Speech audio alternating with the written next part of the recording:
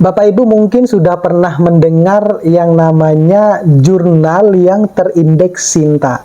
Tetapi apakah Bapak Ibu tahu bahwa bagaimana ciri-ciri jurnal yang terindeks Sinta? Tetap stay tune di channel saya, kita bahas ini lebih dalam.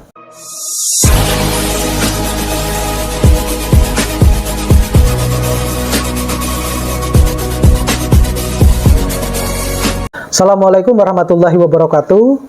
Kembali lagi dengan saya di channel saya di awal bulan puasa ini, ya.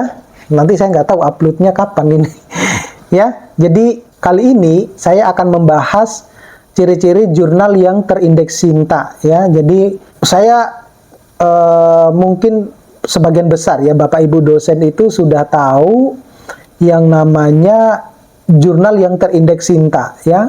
Jadi ini juga bisa Bapak Ibu pakai untuk dikenaikan kepangkatan, kemudian untuk dipakai juga di kewajiban khusus untuk BKD ataupun dipakai untuk di bidang 2-nya BKD dan lain-lain lah.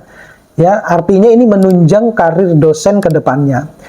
Nah, mungkin banyak Bapak Ibu dosen yang belum mengetahui sebenarnya ciri-ciri jurnal terindeks Sinta itu seperti apa sih? Karena banyak saya temui di website jurnal-jurnal yang memang sudah terindeks Sinta itu kadangkala mereka tidak mengupdate, mohon maaf ini.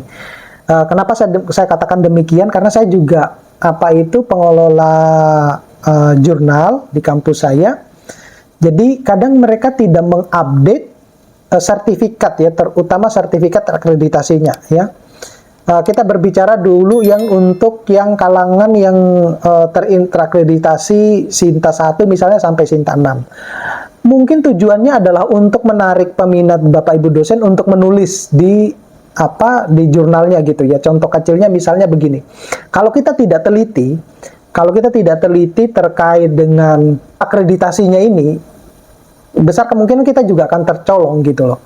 Contohnya misalnya begini. Ada satu jurnal misalnya dia tidak menampilkan atau bahkan menampilkan sertifikat akreditasinya itu, tetapi ketika kita klik sertifikatnya tidak muncul. Kenapa demikian? Itu bisa menandakan satu, mungkin akreditasinya sudah hilang atau sudah expired gitu ya. Ya gitu. Oleh karena itu penting juga kita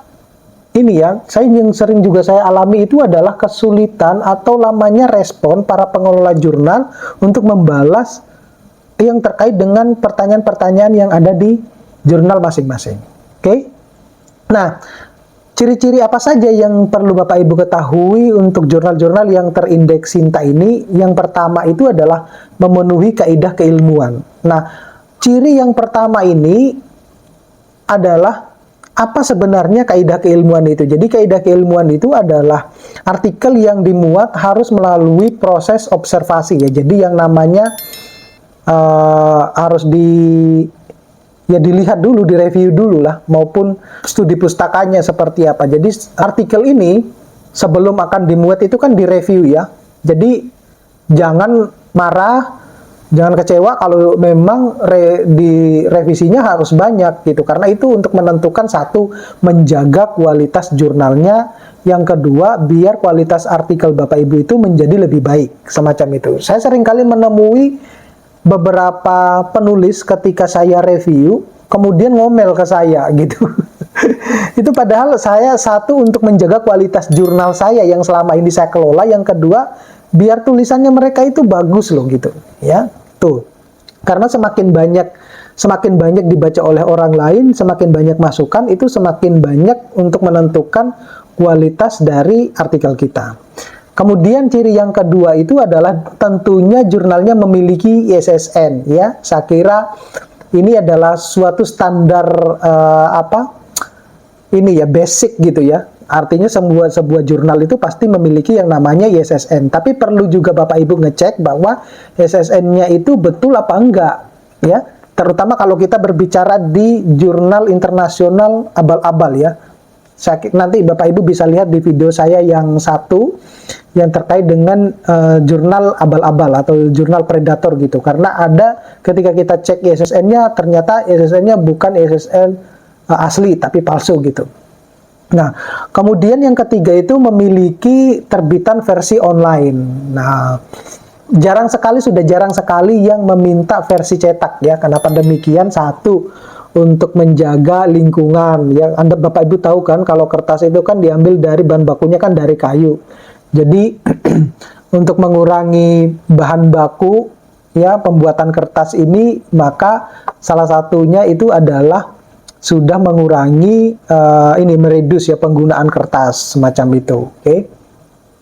Kemudian yang keempat itu adalah pengelolaan profesional. Jadi ciri yang keempat ini, jurnal yang layak masuk di indeks Sinta itu wajib dikelola secara profesional. Artinya proses dari terbitannya itu dalam 1 tahun berapa edisi, kemudian satu terbitan itu berapa artikel, itu harus dikelola oleh orang-orang yang profesional ya. Jadi memiliki tim juga di dalam penulisan, siapa dewan editornya, ya siapa manajernya, siapa yang untuk melakukan publikasi semacam itu, ya. Jadi itu yang dimaksud di dalam pengelolaan profesional. Kemudian yang kelima itu adalah menampung hasil penelitian di bidang keilmuan yang spesifik. Ya, oleh karena itu kalau Bapak Ibu perhatikan ya di jurnal-jurnal itu kan ini ya, misalnya kalau di jurusan saya teknik lingkungan, ya udah yang berhubungan dengan teknik-teknik lingkungan, yang kaitan dengan yang lain enggak gitu. Itu yang lebih itu. Kalau yang campur-campur itu patut dicurigai. Yang campur-campur itu. Kecuali ini ya, kecuali proceeding. Tetapi proceeding pun itu kalau eventnya itu ternyata ketika kita lihat dari berbagai macam jurusan juga patut juga kita curigai, ya. Kemudian yang keenam itu adalah menyasar masyarakat ilmiah. Maksudnya apa sih menyasar masyarakat ilmiah? Jadi yang namanya jurnal ilmiah itu penyedia jasa publikasinya itu artinya tentunya menyasar kepada pembaca dan kalangan masyarakat ilmiah. Siapa masyarakat ilmiah yang dimaksud? Itu adalah seperti dosen, mahasiswa, maupun peneliti. Nah, itu yang dimaksud dari masyarakat ilmiah. Jadi tujuannya kita mempublish sebuah artikel itu untuk dibaca oleh dosen, mahasiswa, maupun peneliti. Kemudian diterbitkan oleh lembaga resmi. Ya, kalau kita berbicara tentang jurnal nasional ya, yang terakreditasi itu kebanyakan lembaga penerbit resminya itu kalau bukan kampus, lembaga peneliti ya, seperti LIPI lah, semacam itu ya. Nah, berbeda halnya kalau yang di internasional. Kalau di internasional, kalau memang diterbitkan oleh kampusnya, Bapak Ibu harus tahu dulu kampusnya benar-benar ada apa enggak. Kemudian dia memang bisa diakses enggak di perpustakaannya. Kemudian jurnal itu memang benar-benar diterbitkan oleh jurusan tertentu atau memang kampus tersebut. Tuh. Tetapi kebanyakan kalau yang jurnal internasional itu ya diterbitkan oleh lembaga-lembaga resmi ya, seperti misalnya dia nanti terindeks Scopus lah ya. Kemudian terindeks Thomson Reuters, macam itu, Springer, Wiley, dan semacam itulah. Itu adalah lembaga-lembaga yang kredibel ya. Kemudian yang kedelapan tentunya memiliki dewan redaksi. Nah, ini Bapak Ibu juga harus perlu perhatikan ketika mensubmit sebuah paper ke jurnal internasional. Jangan sampai salah submit gitu, itu salah ketika nanti publish ternyata jurnalnya adalah jurnal predator. Nah, Bapak Ibu bisa lihat ciri-ciri di jurnal internasional maupun jurnal internasional bereputasi di video saya sebelumnya maupun di jurnal list predator ya. Karena ini berkaitan dengan dewan redaksi. Berapa sih jumlah negara yang harus yang ada di dalam dewan redaksi tersebut? Nah, itu kalau kita berbicara di jurnal internasional ya. Tetapi kalau kita berbicara kalangan untuk jurnal nasional ya, mestinya mereka juga menampilkan ya, biasanya itu adalah di kontak gitu, ada menu kontaknya itu adalah dewan redaksinya, semuanya tertulis di situ ya. Bahkan untuk meningkatkan reputasi sebuah jurnal itu kita libatkan ya teman-teman kita yang ada di luar negeri semacam itu. Kemudian yang ke-9 itu adalah terindeks database bereputasi. Nah, jurnal yang masuk di jurnal Sinta itu pada dasarnya itu sudah berhasil masuk di database bereputasi ya. Jadi khususnya untuk jurnal internasional, sejauh ini jurnal-jurnal yang terindeks Scopus maupun Web of Science atau WOS itu secara otomatis sudah masuk ke jurnal-jurnal Sinta ya. Jadi itu untuk juga memudahkan kita untuk mencari referensi lah, semacam itu. Kemudian yang ke-10 itu adalah memenuhi jumlah penulis yang minimal ya. Jadi misalnya contohnya seperti ini. Ada beberapa ya, kalau ada juga Bapak Ibu perlu juga memperhatikan ya ketika mensubmit paper ke jurnal internasional itu, kenapa kemudian jurnal itu bisa dikeluarkan dari database Scopus gitu ya. Bapak Ibu bisa lihat di video saya juga yang satu itu ya. Tetapi kalau kita berbicara di jurnal kalangan nasional, mereka juga membatasi gitu. Dalam satu edisi itu misalnya maksimal hanya 10 paper. Jadi tidak boleh lebih dari itu. Kenapa demikian?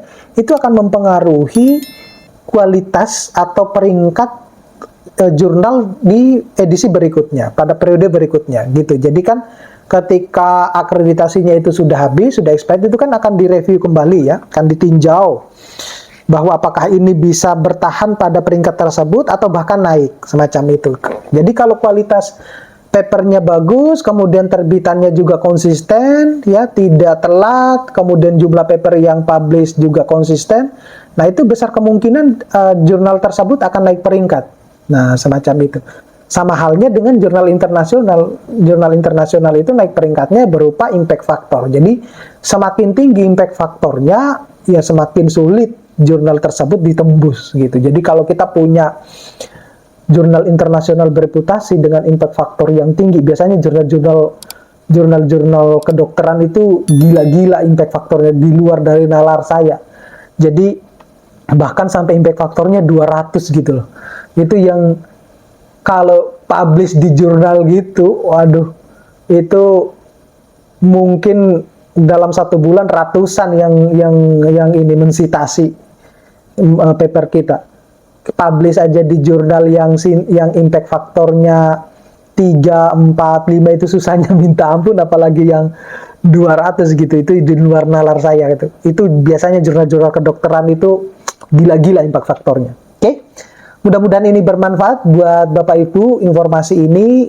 Kalau ada pertanyaan, Bapak Ibu bisa langsung chat di kolom komentar atau DM ke Instagram saya. Kita sharing-sharing terkait dengan keilmuan yang berkaitan dengan dunia dosen. Bapak Ibu juga kalau mau dibikinkan konten, Bapak Ibu bisa juga chat di kolom komentar. Terima kasih, sampai ketemu pada video-video saya berikutnya. Assalamualaikum warahmatullahi wabarakatuh.